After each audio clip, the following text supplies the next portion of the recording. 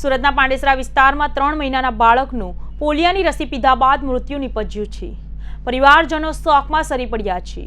પોલિયોની રસી પીવડાવ્યા બાદ તાવ આવ્યો ને ચોથા દિવસે મોત નિપજતા પરિવાર શોકમાં ડૂબી ગયું છે। પરિવારે કહ્યું કે રાત્રે તાવની દવા પીવડાવ્યા બાદ બાળક સૂઈ જ ગયું હતું, જોકે સવારે ઉઠ્યું જ નહીં એટલે સિવિલ લઈ આવતા તેઓ મૃત જાહેર કરી દેવાયું છે। અંતિમ વિધિ માટે સ્મશાન ગૃહ લઈ જવાતા મૃત્યુની સર્ટિફિકેટ માંગતા ફરી સિવિલ લાવવાની ફરજ પડી હતી। હાલ પોલીસ જાણ કરાઈ છે। રાજબલમ કુમાર યાદવે કહ્યું કે તેઓ બિહારના વતની છે અને 8-10 વર્ષથી સુરતમાં રહે છે। 9 વર્ષ પહેલા લગ્ન થયા હતા। સંતાનમાં 2 બાળક છે, એક દીકરી 5 વર્ષની અને પુત્ર 3 માસનો હતો।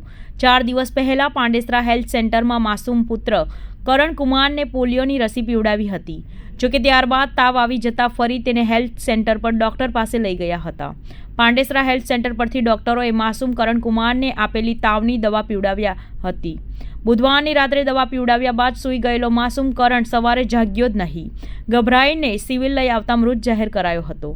અંતિમ વિધિ માટે લઈ જતા મૃત્યુનું સર્ટિફિકેટ માંગવામાં આવ્યું હતું, એટલે ફરી સિવિલ આવતા પોસ્ટમોર્ટમ બાદ જ સર્ટી મળશે એમ જણાવવામાં આવ્યું હતું।